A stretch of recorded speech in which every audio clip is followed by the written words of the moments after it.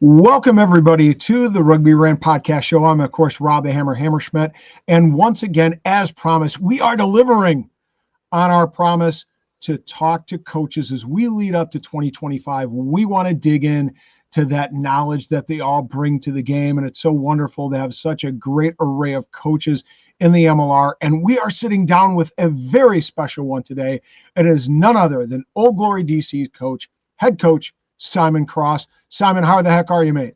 I'm well, thank you, Rob. Hey, I need a better name. The Hammer. I can't compete with that. I've got to find one. Let me tell you something. I was doing a little research, and I saw an image of you back in your playing days. You're a dashing young man. Well, thank you very much. Was that back in the playing days? Was it? Yeah, I mean, 6'4", all loose forward, just chopping down the opposition. What's not to love? Well, that was probably the only thing I did all right, to be fair, was chopping down the opposition. I wasn't much good at much else, but no, I certainly enjoyed that part of the game.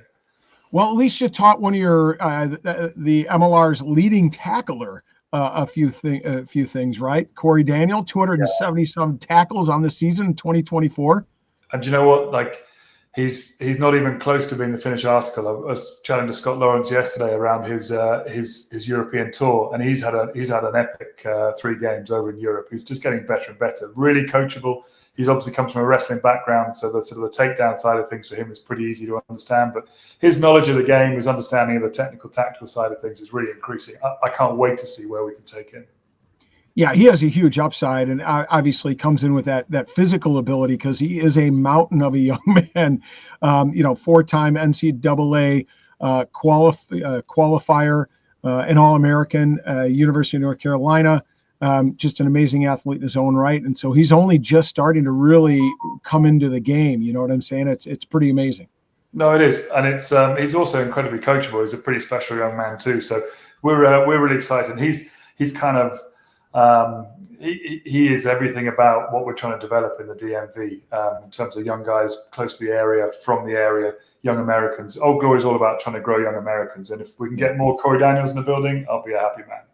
Oh, I bet you will. And I love Corey. I'm a wrestling coach, so he and I just, talk the same language. But, it's interesting that concept you're talking about, growing the game in the DMV area. We're going to talk a little bit about that. But first, fans, before we do, let's get a bit of background on head coach of Old Glory DC, Simon Cross. I'll do a little bit of that here and now. Edinburgh player, of course, in Scotland, hails from Scotland, Edinburgh, Wasp, Waterloo. Back in his playing days, Scotland Sevens action sprinkled in there. Then went on to coach for Murrayfield Wanderers, Edinburgh, Scotland U20s, Worcester, and of course, Old Glory. Worcester and Wasp both suffered at the hands of the Prem a few years back, and it looks like they're both going to be coming back. That's exciting. It is exciting. I've heard quite good things around both. They're both put in applications for entry back into the Championship in the UK, which is the level below the Premiership. And I think they're waiting on, it's going to be a pretty tense Christmas for some of those clubs. I think London Irish done the same thing. So I think 2 out of those 3 potentially going to go back into that Championship side. So good news for all of those fans, and some of the, there's been more jobs available in the UK as well for those players. So fingers crossed, because they're 2 or 3 really good old clubs as well. And I hope they get their applications sorted.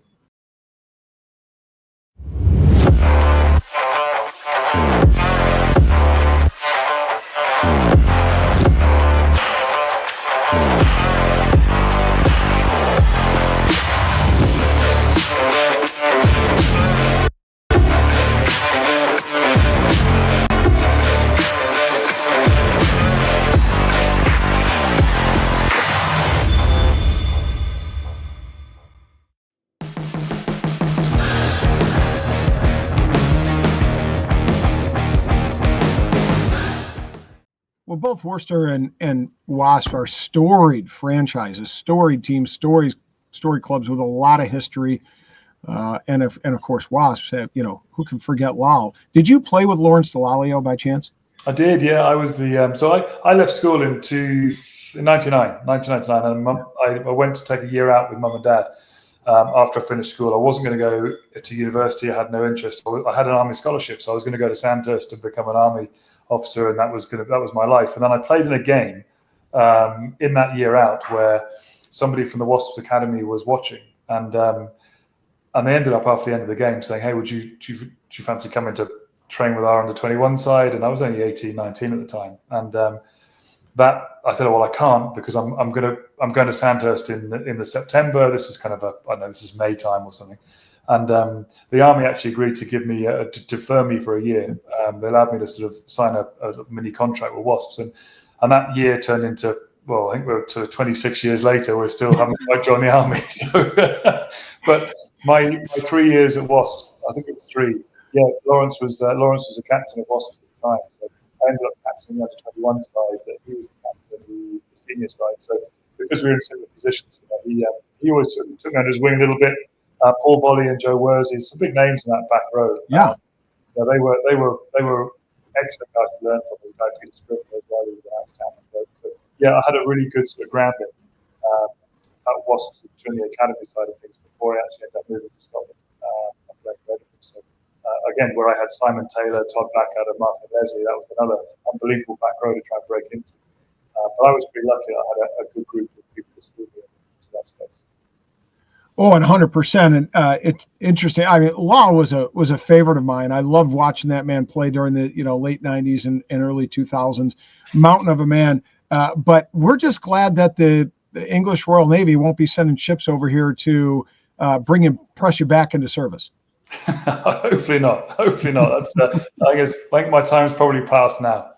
But there we go. But I haven't regretted any of the. It was a difficult decision at the time to make because professional rugby had only really just taken off. I was the first sort of guy out of school to then become a professional. And, it had gone professional, I think, around '97. But actually, as a schoolboy coming through, we were kind of the first iteration of young professionals and academies, all that kind of stuff. So I've actually seen this whole thing. We'll talk about Young Glory later on, but I've seen how a good academy system and a school system can actually set up young athletes to really kind of prosper and have the best opportunity at professional rugby later down the line. And it's interesting because another connection, you and a couple of the Old Glory members, and I'm talking about Colin and I'm talking about Koi Koi, Nelligan, a little something in common there, and they got that Army deferment because they had gone to the course and won a national championship, and then they were able to get the deferment in order to play for Old Glory DC. Absolutely, and what they're doing at West Point is outstanding. I mean, with Matt Sherman a couple of weeks ago, just watching how he's running that program and trying to reach out to him to see if there's anything that we can do to help, because we have got that link with Koi Koi and with Colin Gross as well. So there's some excellent athletes coming out of that West Point side, and we anything that we can do to help. And obviously, with New York now being no longer, we are pretty much on the doorstep, as it were, in American terms, of West Point. So, yeah, we're happy to try and help them in any way. But we've got a great link with them, and Matt's a great guy as well. So, anything we can do to sort of strengthen links with those Army boys, we'll take. 100%. And we're talking about, that bridge between college and professional rugby and the pathway player development process. Let's get into a little bit more about you. Obviously, with such a great background as a player, how did you make that, or why did you make that transition from player to coach? What motivated you to want to seek out the coaching role? I don't know how much you know around the sort of Malcolm Gladwell side of things, but he talks a lot around right time, right place, and I was definitely in the right sort of age group in terms of the first young athlete coming through, or professional player coming through from the school system into, then after 10 years of playing, I knew I wanted to coach as I was a player. So I ended up in the right place at the right time. I was coaching all the way through my playing days. So on a Tuesday and a Thursday night, I would head down to the local rugby club. Pennycook was my first team I ever coached. I was 23, 24 years old at that point. And I just loved those Tuesday, Thursdays. That then sort of manifested itself in the SRU, putting some time and effort into me as an age grade coach at the under 18 level, under 20s level. I knew that defence was the way that I was going to get into those coaching roles. Defence has always been my passion. And then it kind of grew from there. And, 4 or 5 years up in Scotland coaching at a decent level, then led to an offer coming in from Worcester Warriors in the Premiership to be their defence coach. I think 4 years there, maybe 5, and then that moved me into the Dragons in Newport in the URC. So I had 5 years at the Dragons. Absolutely loved my time there, and it's brought me to the East Coast of the US. So it's been a lot of fun. But I hope there's more stories to be told on this coaching journey. Well, I have no doubt there's more stories to be told, doing some excellent work out there in the DMV area. I've got to ask you, as we make the transition to talk more about Old Glory DC, what excites you about coaching at Old Glory DC in the MLR and in the United States? Obviously, making that transition from URC and from Europe, you decided to come here and bring your family here to the United States. Why? I mean, why not was probably an easier question. I mean, I just it was an opportunity to become a head coach. I'd spent probably 10 years as a defence coach, an assistant coach, as it were. I've always liked the idea of leading a group, but then it was about finding the right place. I absolutely, it was a real struggle to leave the Dragons. I love that place. I mean, my kids still. They love it. They've set up the basement down here as Rodney Parade, and they've got tackle mats out there, and they've got the sign saying "Welcome to Rodney Parade" as you go down into the basement. So the Dragons have left a lasting legacy on my family, and it was a real strain to get away from them. It needed something really special for me to think, to get me out of the Dragon side of things. And Old Glory was it. More specifically, I think Chris and Paul, our owners, the vision they had for, or still have, obviously, for growing young Americans. And trying to change people's lives, young American lives into the Eagles, and creating a mainly American side was something that really resonated with me around development. I think you've probably got two types of coaches. You've got the recruiter as a head coach, and you've got the developer as a head coach. And I think I probably go down the line of the developer. I love seeing people improve. I love seeing people earning new contracts and earning all the fame and the fortunes that potentially go along with that, but also growing a club and a culture, which I just saw Old Glory as that opportunity to really produce a lasting legacy of rugby on the East Coast. And you talk about Chris and Paul. They certainly want to create a culture, want to create something special out there in that area. And there's no doubt that Young Glory DC, the 501c3 arm of Old Glory that really seeks to develop youth players in the area, try to grow the homegrown type players like the Colin Grosses, like the Koi Kois, and you have a number of other American players. I think probably one of the largest percentages on your game day roster is made up of American-based players. And of course, you have Eagles that just got off the fall tour. We're talking about Corey Daniel, Jack Iscaro, and Ethan McVeigh. Can you just talk a little bit about the advantages or the benefits of having Young Glory and that whole development process under this Old Glory umbrella? The vision of Chris and Paul just gives us real clarity in terms of what we're trying to do and the reasons why. People talk about domestic being, domestic, having a percentage of your squad as domestic. We see it much more as being a percentage of Americans. So I suppose if you look at the Free Jacks, they're heavily domestic, but a lot of those guys would be Canadian. Now, the way that Chris and Paul have asked me to look at this is we want to fill as many spots as we can with Americans coming through. So that just gives me real clarity. But that sits at the top of Old Glory. So then that's the top of our pyramid, our performance pyramid. What does it look like below that? Well, it looks like us helping out the college game. So if we're going to be looking at, really improving the quality of the guys coming through the draft, it means that we need to get into the universities and colleges around here and help out. So every Tuesday we're up at Mount St. Mary's. Every Thursday we're down at UMW, the two sort of leading rugby programs probably around this area. So we want to be in there. We want to help. We've signed we've drafted Seb Shefferman from UMW as centre, because we were working with him. We knew a lot about him, and I'm looking forward in the future to try and do the same thing with the boys at Mount St. Mary's. Underneath that, what does it look like? Well, we've got our Young Glory, which is our U18 program, and our U16 program, and that's run by all the senior coaches on a Monday, a Wednesday, and a Sunday. And we go to North Carolina competitions. We've just been out to Ohio, to Wheeling University, to play against the Ohio Aviators. Last Sunday, we've got games against Atlantis on the East Coast in a couple of weeks, and it's sort of, it's a fantastic program run by the senior coaches. Below that, we've just started a U14 program, and it's just happened in an ad hoc basis because there's a bunch of 12, 13, 14-year-olds who don't quite qualify for the Young Glory side of things, but want to train in the fall when there is no club rugby. And you know what? It's been amazing watching those 11, 12, 13-year-olds being coached and running around with our players, creating role models and really helping get the name of Old Glory out there. So we're doing everything we can. We haven't done a good enough job as a company over the last few years around the girls and the women's game, but that's something that we're going to start in March, April time, where we're going to be running free clinics over 4 or 5 weeks for a Young Glory girls side of things. I want to have an under-18 side at the North Carolina competition for the girls next year. So we've got a real eye on how we're growing this, not only from a male point of view, but also from a female point of view too.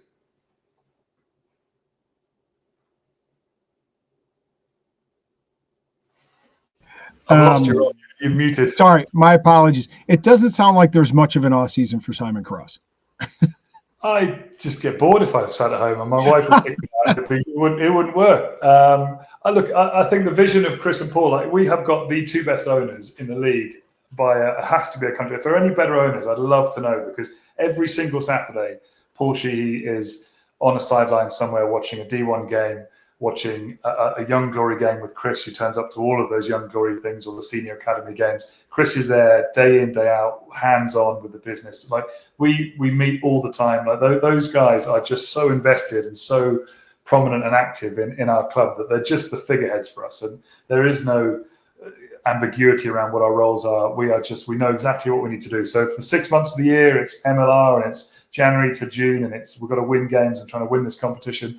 For the other 6 months from July through to December, I'm busy working at how we promote the game. And I love your bit at the start about, one fan at a time. That's exactly what we're doing. Yeah. We're trying to grow the game one fan at a time, one player at a time. And anything we can do to do that, we will. And I'm so grateful for my staff. Stan South has done an amazing job this year with the Young Glory side of things. Nick Purvis is coaching at D1 level. We've got Stan South is coaching D1 level. We've got players in and around there playing for D1 clubs. We're just out and about and active, which is what I love. Man, I have a feeling we're gonna have to sit down and have a few beers together and talk about rugby. There's so much that you're talking about, and so much that I enjoy hearing about and bantering back and forth, or talking back and forth about. Even things like Stan South, a guy that raised in England, comes to play here. You think, okay, you're going to be around for a season or two, and no, mate, he sticks around, and he's making a commitment to the American game, and that's what we need. Folks bringing their knowledge from overseas, being here, staying here, be committed to growing the game in the United States a little bit at a time, and that steady commitment is going to be the difference maker for USA Rugby overall. I just think steady. I think steady and consistent are the two things from an MLR point of view, where, one of the things I'm proudest of this year, for example, and I hope consistency is our friend this year, but, I think we're probably only losing 9, maybe 10 players this year out of our squad of 40. And of those guys that are going, I think they only really contributed probably 30 games this year to the entire season. So, some guys are retiring, some guys aren't coming back, some guys are, maybe just haven't got their contracts renewed. But, I'm hoping that consistency will be our friend, because we're bringing back 90% of our group, which is really important for us. And that's what it's all about. It's not about jumping backwards and forth with selection or coaches, whatever. It's about having that level of consistency. And, Stan coming over here trying to change his life, Kurt coming over here trying to change his coaching life or having played a bit and sticking around. It just it tells you what sort of place this is. It's a fantastic place to live. It's got a great ownership group. And I think we've got a really clear vision of how we improve not only rugby on the East Coast, but how we can really generate good Eagles going into that 2031 World Cup. We've certainly got to start with the 3, and then obviously Jama was not involved in this last competition here in the fall, but he is a mainstay at number 8 for the U.S. Eagles, and he's certainly showed why throughout 2024. But let's talk about 2025, because we know that every year this league grows. This league, the competition gets better, the players get better. So I'm curious from an Old Glory DC side. Every single season brings new challenges. What is one challenge that you expect to have to tackle in 2025? I think it's the group around us getting stronger. You look at some of the signings that NOLA have made, New England and Chicago. Miami were pretty strong last year for a first-year group, and the way that Anthem have recruited through the draft and actually got some pretty impressive players and a few Eagles in their group as well after Dallas and like Moonaghan going over. Like there's some good players at Anthem. So this East Coast division is going to be pretty tough. And our challenges will be to improve on last year. I'm really happy with the group that we have. You talked earlier about Lawrence and some of the back rowers I had to learn from. I want the same thing for the American guys. I want to bring in people like a Rob Harley who can sit with Charlie Overton and Billy Whiteside and make them better. I want to be able to create real challenges at scrum half position. So Connor Buckley and Ethan McVie just challenging each other with somebody else in the mix if we've got it. With Aiden Ridgway coming in as one of our draft picks. Can he really start to work into that space and challenge those two? I want to make sure that Jack Ascaro has got somebody constantly pressurizing him for that role. That's how we make American players stronger. That's how we improve Old Glory, and that's our challenge next year: is trying to find two people in every position to just keep driving performance. And as soon as somebody falls off, next guy comes in. Yeah, and absolutely. Rising. So is it rising ship raise all tides? Is that time? Rising tides raise all ships. That's it. Right. I was in the ballpark, but I can remember going down to New Orleans that Eastern Conference semifinal weekend, just cheering on, hoping to bits that you guys were going to topple the defending Free Jacks. You guys were, I think, winning a half and performing really well. Just came up a little bit short. So I have no doubt with that roster and continuing to develop those boys that you guys can be nipping at the heels, and maybe somebody can dethrone the champs. I'd like to see that. Well, I mean, we had 3 games last year. We beat them away from home by a couple. We lost at home by a couple, and then we lost that playoff game by, I think it was 3. It was like 3 games, a 3-point difference. It was, it's a great rivalry, and it's one that we're looking forward to having a real go at next year. And like I say, I'm hoping that, if you look at last year, we had a 40-man squad. There were 21 new players. There was a completely new coaching staff. There was new training venue, new playing venue. Everything was different. It was like, so, I run the defense, which is very different from the one that Cully ran the year before. Kurt's running attack, which is completely different from the one that Josh was running the year before. So every single piece of the business was different last year. And I'm just hoping now with the same coaching staff, 85, 90% of the same players with a bit of quality coming in as well, will just be our friend. And we're just going to keep doing the same things well, being consistent in our behaviors, turning up, working hard every day. And I think that'll be enough just to really push us over the edge this year. Well, and I can remember first game of the season, you guys played down in New Orleans. I was on the call and the color commentary for that match. And I remember looking at the back end, at the finishers. And I said, boy, I tell you what, Old Glory has some really quality domestic players coming in. Not a lot of experience compared to that of NOLA's finishers. But over the course of the season, those boys stayed consistent in the roster, and they really showed a lot of improvement from the front end to the back end for sure. Yeah, and that's where, I'm sure you're going to ask me some questions later on about the schedule. But the bottom is you've got to use your squad. And this is what I said to you before. It's like we need to make sure we've got 2 people in every position so that Jack Ascaro doesn't have to play 75 minutes, 17, 18, 19 times a season, that then goes into a full summer of internationals that then leads into an autumn. Like, we have to look after Jack and Jammer and Ethan and Connor and all these other guys, Tommaso Boni. We have to be in a position where these guys are not only peaking for those playoffs, but actually aren't going to do themselves any damage in those international windows as well. So, we did use our squad. We play a certain type of game that means that we have to. We certainly train a way that will bulletproof us a little bit more. We didn't take any preseason games last year because I still believe that preseason's too short.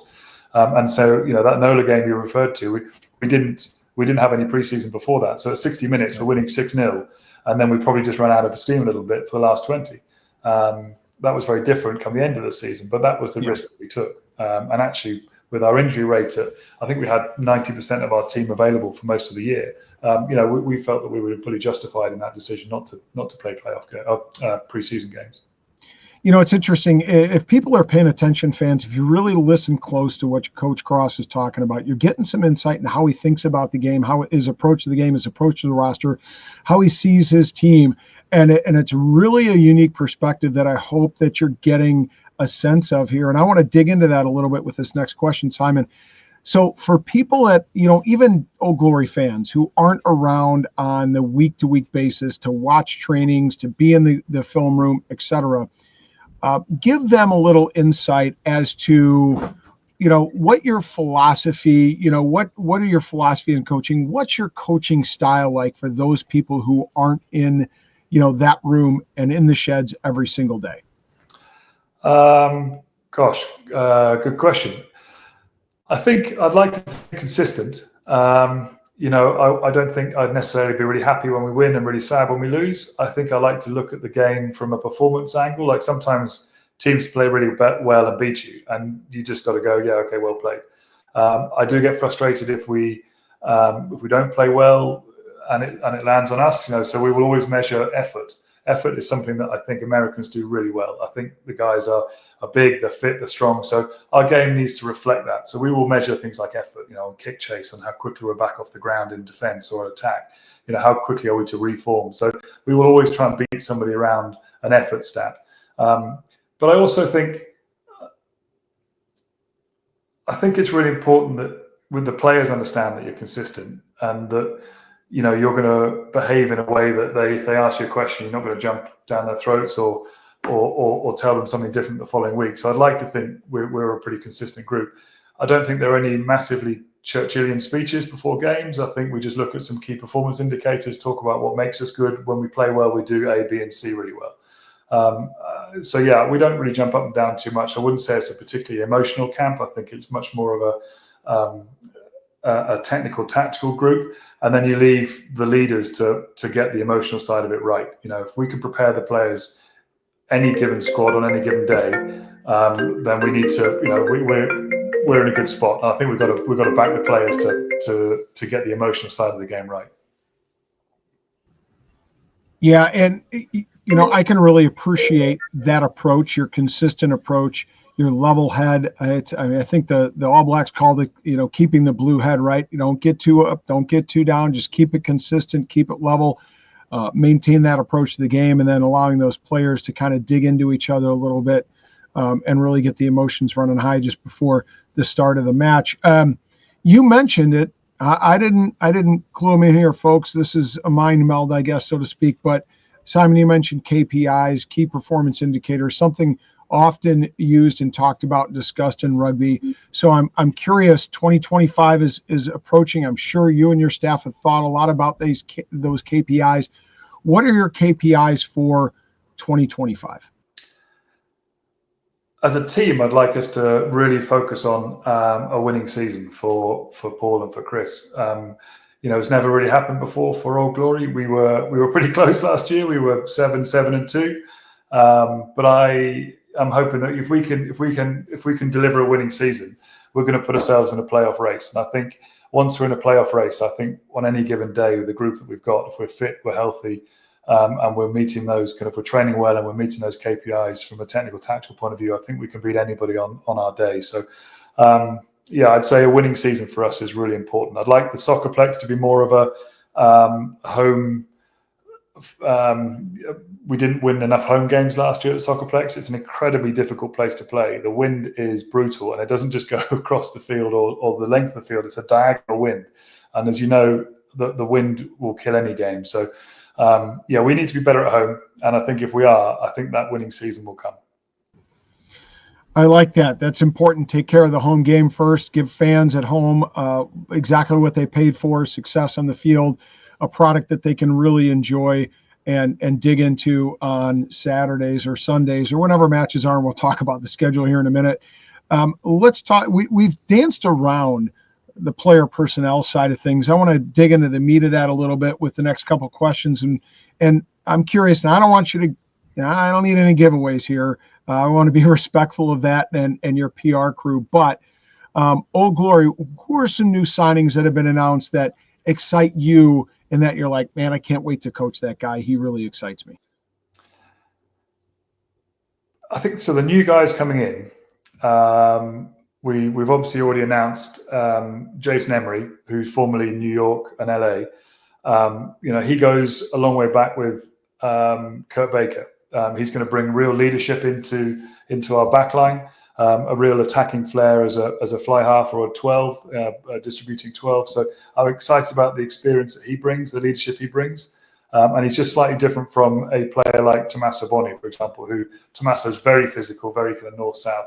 And it just gives us a slightly different option there. Steph Hughes has also been announced. He is a player I've worked with before at the Dragons. And one of the most coachable and likable people I've ever come across. As a defensive 13, he is probably the best defender I've ever worked with in that channel. And anybody who knows the game and defensively knows the game, like the 13 channel is the hardest place to defend. So I need him to really step up and help shape some of the defensive work. He's going to take a lead on a lot of that side of things. So he's a guy who also wants to get into coaching. And you bump into players every now and again that you just know when you're coaching them, they will become great coaches themselves. And I think the two of those guys coming into the back line just gives some much needed leadership to a really younger group. Jason Robertson will benefit massively from having those two in the building, in the same way that both the nines will benefit from having a bit more experience on the field, a bit more of a voice. Damien Hoyland, Perry Humphreys, Axel Muller, those guys are returning, and I'm really excited about them, stepping up again and having a second year in the MLR, because I think, it opened their eyes. The standard of this competition opened their eyes last year. They couldn't believe how good it was, and it kind of shocked them a little bit. I'm really encouraged and really excited about those two. I think those two in the back line particularly, because they're just going to add some real leadership to that group. You talk about that middle part of your back line, the 12 and 13. You have some interesting combinations to play around with there, right? On one hand, like you said, Boni very direct, Hughes very good defensively, and Jason Emery brings that flair. Where I always appreciate that when you got a center that's more direct, you got a center that has a bit more flair. Really it can be disrupting force in the middle of the field for the opposition to have to try to figure out how to cover. Well, it is, and it's also, but then you throw in an attacking 15, or you throw in blindside wingers who've got high levels of energy and want to work off their wings and start to pop up in midfield. And also someone like John Powers, who, John is a guy who we got in the dispersal draft out of New York, and you just can't work with a better guy. He is just desperate to be better. We've taken him from the wing to try and turn him into a 13. It's a new position for him last year, and I felt for him because he didn't really have somebody in the room from a playing point of view that he could watch and emulate, because everybody was a kind of a 12 and a half. There was no real 13s in the building. So bringing Steph Hughes in, it's like the Rob Harley of the forward pack or the Stevie Longwell of the front row. It's like Steph Hughes will teach John Powers everything he needs to know at 13. And it's then my hope that John takes over him at some point, or overtakes him, at some point, and becomes an Eagle. That's what we're trying to do with John Powers. But he has to have somebody in the building that he can learn from and work with on a daily basis. And Steph is that guy that will help to bring through the younger American guys. And that's the key role of the international player. You're not coming into Old Glory now to be a bench spot or a third stringer. If you're coming in as an international player, you have to be at the top of your game with something to give on or off the field. And I feel like the balance of our international players now really has got that value, which I'm really happy about. And let's turn our attention towards some new players that were picked up through the 2024 draft. And I'll just rattle them off. You've mentioned already Sebastian Schufferman, selected at 29, but you also have some pretty good gems in there, Simon. 12th pick of the draft, Ray Santiago.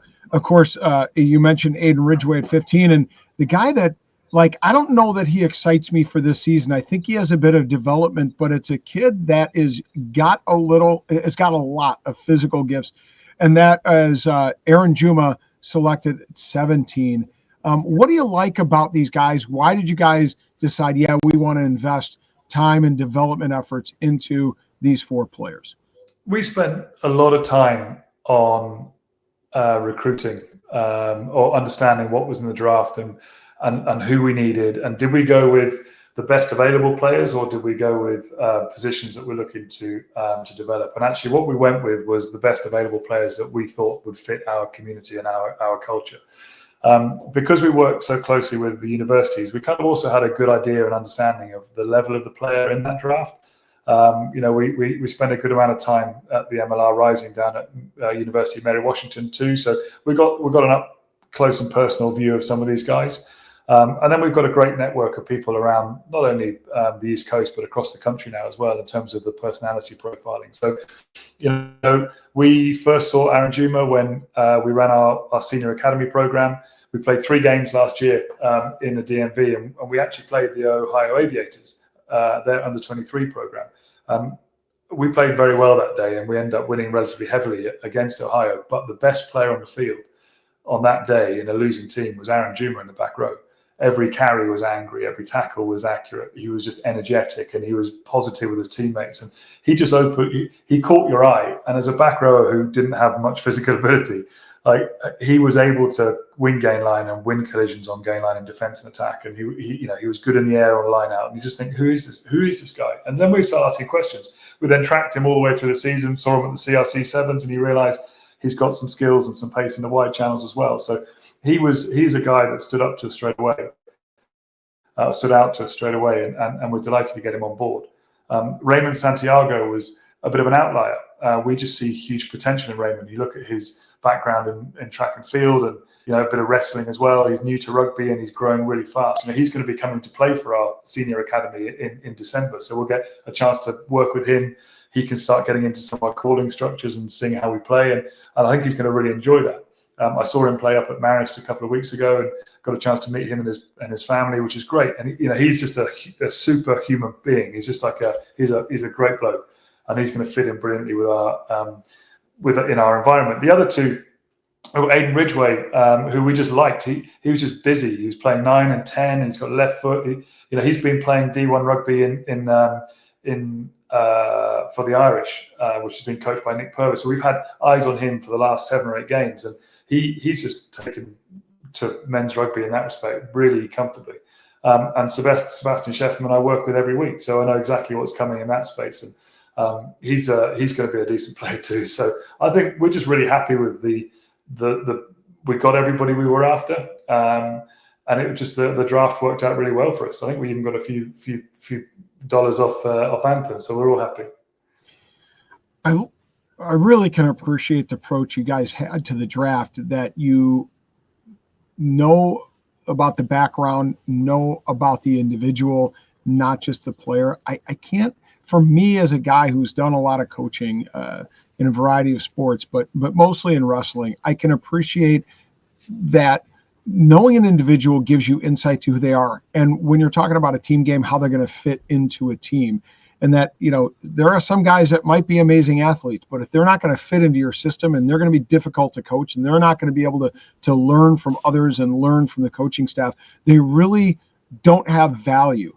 You're better off taking maybe that guy that isn't quite as skillful, isn't quite as, as big, but he's willing to put in all those little details to get things right and to fit within the system. They make, in the end, a better player for sure. I completely agree with you, Robin. I think a team has to kind of reflect the coaching staff as well. It's important with my coaching staff. I inject a little bit of stardust in there, because that certainly wasn't me, and it certainly doesn't reflect my personality. I would far rather go with the guy who works a little bit harder to get the job done than the maverick who could just make something happen in an instant, right. Because that was kind of the player that I was. I was a kind of the grafter with not as much talent as some of the other guys around me. And I feel like I gravitate towards those sort of people who are willing to put bodies on the line and work a bit more and maybe not have that stardust. But I need people like Kurt, who has definitely got that stardust, to come in and actually be able to, shake up the coaching group or the playing group a little bit. But yeah, I suppose we've definitely picked on guys that we think will fit into that, hard-working mentality of Old Glory, which is really built around set piece, defense, and effort, and obviously the discipline side of things. Like, we're a really disciplined side. The boys turn up on time. I've got no issues last year with off the field stuff. They're just a good group of guys, and they've come in at the least amount of yellow cards this year. They've come in at maybe the second best in terms of penalties conceded every game. That's really important to us, and the way we live our lives, the way we behave on a day-to-day basis at training and in games. And like I say, we need to pick accordingly, whether it's drafting or recruiting, to the things that we hold dear. And certainly, like I say, set piece defence, effort and discipline are the four sort of pillars of our game. Well, you certainly can't pick better pillars than those, because I believe deep down that those win championships if you can do all those pieces well. So, as we kind of bring this to a close, I want some Old Glory fans and fans across the league to get a little bit more knowledge on what they can expect to see, perhaps when they're coming to play your team, or if you're an Old Glory fan, for those 8 weeks. What positions is Old Glory most deep, and what positions do you think that they're going to have to be? Some of these boys, maybe these young guys, are going to have to really step up. We saw Bill Whiteside, for example, young American lock, somebody I know. I love Billy, friend of my son's, played at LU, and such a good kid. He really had to step up last year. So, where are some positions that perhaps some guys have to step up and raise their hands and get ready to play for 16 games a season and into the playoffs? Well, I think that's the beauty of the squad.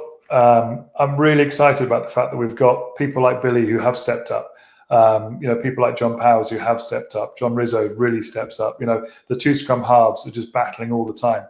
I think the second row side of things, we're in a good spot because we've got the Rob Harleys of the world who's leading that pack alongside Stan South, my forwards coach. You've got Rob in there. You've got Ignacio Dotti and Tavita Naquali, who becomes domestic this year. So that second row side of things is really, really strong. The back row, Logan Weidner comes in to the mix this year from Anthem. So we had him on loan for a year. Looking forward to seeing him step up, and can he push out the likes of Lautaro or Jamison. So I really want to see those back row guys who aren't necessarily the starters or have been traditionally the starters. I'd like to see those guys really step up, because that's the one area where I'd like us to be more dominant as a group. So the starters, can they carry on starting, and those youngsters, can they start to really nip on the heels of those older boys? That'd be the key one for me. Yeah, I tell you what, that back row, there were some bruisers back there, man. Physicality and then some. And then you add in a guy like Naquali, who I think himself is 6'7", 6'8", something like that. It's 6'5". Oh, okay. Well, maybe somebody measured him in his boots. Oh, that's it. The last thing I want to talk about, and the schedule just came out as of the recording just this last week, and of course, the Players Association put out a comment. Some fans out there suspect that the schedule may change. I'm rather dubious about that. I think that coaches and teams have been asked to manage the schedule.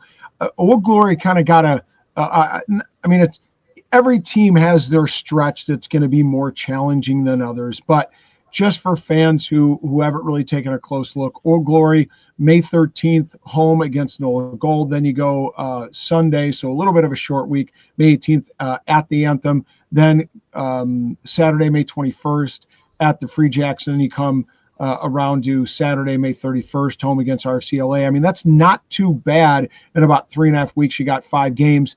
Some other teams have a bit more challenging schedule. But I want to talk about this. As a coach, as a coaching staff, how do you guys manage this, what I think is going to be a challenging stretch for OGGC, just from a player personnel perspective? I think that's a brilliant question and a tough one to answer on lots of different levels. I can only speak for Old Glory, and I'll be entirely honest with what I say. I think you have to look at the season as a whole, and you have to back yourselves to get to the playoffs, because that's what everybody's trying to do. But you've got to look at the what would be 16-game regular season into playoffs, and then you've got to look at what preseason looks like as well. So do you really want to map out another couple of games in preseason to then take that to an equivalent of 20-game season with 1 or 2 bye weeks in that mix? relatively small squads. I mean, everybody's looking at somewhere between 38 and 40, I'd imagine, in terms of the size of their squad. That's not particularly big from a UK point of view, or something I've been used to. So we have taken the decision that we're trying to find 2 players in every position, and it's really important that you rotate your squad. You can't just keep playing the best team week in, week out. So you've got to trust your youngsters, you've got to trust your draft picks, you've got to trust the guys who may be the first or second year pros, and you've got to back them. Because that's the only way that you can get yourselves to the playoffs in a way that you can end up with your best team out on the field at the most important time of year. The other side of it is, this was a decision based on the fact that everybody wanted the season to finish before the summer window. So the playoff game needed to finish on about the 28th of June to allow Scott Lawrence and the USA Eagles boys to then go into their summer tour. That was something that players asked for because they didn't want to have the 3-game summer series going into the playoff games, which I understand, and that's fine. But what that does, it condenses the season. The second part of that is the league didn't want to reduce playoff games, because no league in the world in any sport is reducing playoff games. And if we were to go down the route of reducing our playoff games, I think it wouldn't be something the owners are after, in terms of there were amazing games last year. All 4 playoff games leading into the finals were outstanding. So I think it's really important we keep that for the fans so they know what's happening. And then after that, once that had been set in stone, we just had to go and work with the likes of NOLA and asked them if we could do a Tuesday as opposed to a Wednesday game. We then went to Anthem and asked them to push their game back just a day, from the Saturday to the Sunday. And then we were happy for our boys to play Sunday to Saturday. That's a normal. It could be a normal kind of structured week. So there's not a huge amount of travel in that. We have got rest days, but it's up to me as well to use my squad. So there were so many elements to that, where keeping playoffs the same, really important. Allowing the players to earn bonuses for playoff games, or giving the crowd something to get excited about with the quarterfinal, semi-final, final. That's where it should be. But at the same time, coaches have got the onus to protect their squad throughout the course of the year, rotate their squads, use their full 40-man squad if it is a 40-man squad, and trust the youngsters to come through and play. So I think it's a win-win. But it is going to be, there's a bit of luck involved as well. Yeah, well, you hit on some important high notes, just the challenges and logistical challenges of the schedule. You have this constraints, the players, Scott Lawrence, all of them want to be finished by, that end of June date, with the whole shooting match, with everything from, the first game to the final, so that the international window's there. And then you've also got the weather that plays a role up in the northern latitudes. From Chicago, 2 years ago, I'm watching the snow blow sideways after a Toronto match, for crying out loud. And then, of course, you want to make sure that you get a 16-game season in, and that you have, some playoff participation. So, fans get get to see their teams in a notch up in the competitive level, competing for the shield. So with all those constraints, I think the league had to do what it has to do. And it's good that, every coach I've talked to about this, like yourself, has said, hey, look, we got to manage our roster the best we can, and be smart about load management. So I know that teams and coaches like yourself are going to do the best they can in order to, enhance player welfare. Absolutely, and at the same time, we've got to try and keep those 2 bye weeks in for the players as well. So you add that into the mix, and then an uneven schedule of teams as well. It's one of those. I think common sense has to prevail, and I think coaches have got a big part to play in that, in terms of the way they train, the amount of rest days they give players between these kind of things. But it's not uncommon. If you look at the UK and you look at rugby league and you look at the Christmas schedule in the UK, it's heavy. There are certainly 3 games in sometimes 8 days for those guys, and it's like, so it's not uncommon, but it is and there are sometimes bigger squads and all the rest of it. But at the same time, like, it's just coaches being smart and looking after their players. Yeah, I love it. Simon, I tell you what, I've done a number of these coaching sessions. I'm calling them the Coach's Corner, and every coach has brought something to the table, including yourself, that has just enhanced my understanding and knowledge of the game and of the MLR. And I really appreciate yourself, what you're doing in Old Glory, your willingness to come and join the show and share a bit of your knowledge with the fans. It's only through your efforts, both on and off the pitch, that we're going to see this great game grow in the United States. Again, one fan at a time, one player at a time. That's the only way it's going to happen. And I want to thank you from the bottom of my heart for your willingness to join the show, giving of your time, giving of your family's time. And I know you got 2 young boys, you got a wife that are there, and they're chomping at the bit to start that Thanksgiving Day celebration. So thank you so much for your willingness to join, mate. No, listen, I appreciate you guys as well. Like the messages that you get out there and the platform you allow us to kind of get our messaging across. But without you guys, like this game isn't going to grow either. So I think hand in hand, we're lucky to be here. We're pretty blessed. But listen, happy Thanksgiving. I hope you have a lovely week as well. And we'll meet in person at some point, I hope. Oh, 100%. I will see you in Chicago. I can't wait. Maybe we'll sit down and have that beer and have just a bit of a chat, and catch up. But I wish you and your family all the best over the Thanksgiving holidays. And again, I want to thank you, sir. I'm excited for 2025, and I can't wait to see Old Glory on the pitch, and in particular in Dogtown when I'm right there on the sidelines to watch. Good man. I appreciate your time, Rob. Cheers, mate. And folks, don't forget to keep checking back with us. We're going to be bringing you the Coach's Corner. Our goal is to get all 11 coaches on this platform right here so you can catch your team's coach talking about your team, and maybe you can pick up a little bit of knowledge on the opposition. So when we do a little Super Brew action, you have that little bit much more knowledge to get a leg up on your competition in Super Brew. But folks, thank you so much for joining. Again, Growing Rugby, one fan at a time. Check back with us, and we'll see everybody at the